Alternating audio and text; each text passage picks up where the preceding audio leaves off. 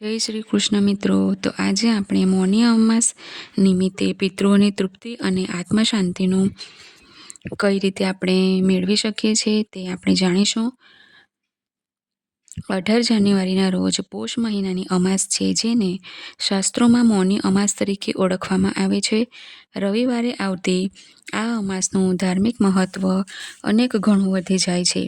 આ દિવસે મૌન રહીને કરવામાં આવતી સાધના અને પિતૃ કાર્ય મનુષ્ય જીવનમાં સુખ શાંતિનો માર્ગ મોકળો કરે છે. મૌની અમાસ શા માટે કહેવાય છે? માન્યતા છે કે આ દિવસે બ્રહ્માજીના માનસ પુત્ર મનુ ઋષિએ મૌન રહીને કઠોર તપસ્યા કરી હતી. તેથી જ આ દિવસ મૌન પાળીને અંતર્મુખી થવાનો છે. મૌન રહેવાથી મનની નકારાત્મકતા દૂર થાય છે અને માનસિક શાંતિનો અનુભવ થાય છે.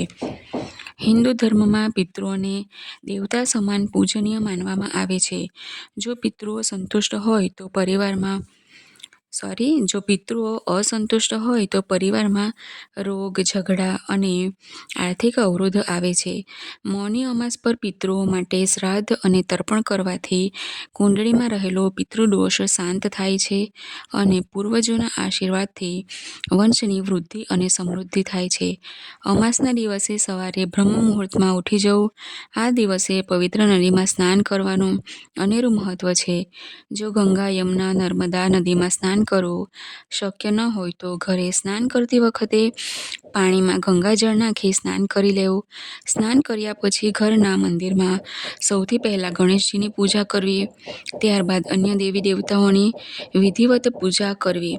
પિતૃઓ માટે ધૂપ ધ્યાન કરવા માટે શુદ્ધ સાત્વિક ભોજન બનાવવું. તમે ઈચ્છો તો પૂરી, શાક અને ખીર પણ બનાવી શકો છો. ભોજનમાં લસણ અને ડુંગળીનો ઉપયોગ કરવો નહીં. બપોરે લગભગ 12 વાગ્યે ગાયના છાણમાંથી બનેલો છાણાને સળગાવી છાણામાંથી ધુમાડો નીકળવાનું બંધ થઈ જાય ત્યારે પિતૃઓનું ધ્યાન કરતા અંગારા પર ગોળ, ઘી, ખીર, પૂરી, શાક ચડાવો અને સાથે જ પિતૃઓનો મંત્ર ઓમ પિતૃદેવોભ્યો નમઃ મંત્રનો જાપ કરો. એક તાંબાના લોટામાં જળ, કાળા તલ, જવ, ચોખા અને ફૂલ નાખી પોતાના પિતૃઓનું ધ્યાન કરતા હથેળીમાં જળ લેવું. અંગૂઠા તરફથી પિતૃઓને અર્પણ કરવું. અંતમાં પિતૃઓ પાસે જાણતા અજાણતા થઈ ગઈ હોય એવી ભૂલની માફી માંગી લેવી.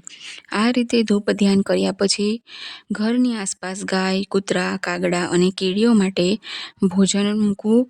જો શક્ય હોય તો જરૂરિયાતમંદ લોકોને ભોજન કરાવવું. અન્ન, વસ્ત્ર, ધાબળા, તલ, ગોળ અને ધનનું દાન કરવું. દાન કરતી વખતે મૌન રહેવું વિશેષ ફળદાયી હોય છે. તો મિત્રો, આ હતો પિતૃઓના આશીર્વાદ મેળવનારો દિવસ એટલે કે મૌની અમાસ વિશેની થોડી જાણકારી. તો તમને વિડીયો ગમ્યો હોય તો લાઈક અને શેર કરજો અને ચેનલને સબસ્ક્રાઈબ કરી લેજો. જય પિતૃદેવાય નમઃ. જય શ્રી કૃષ્ણ.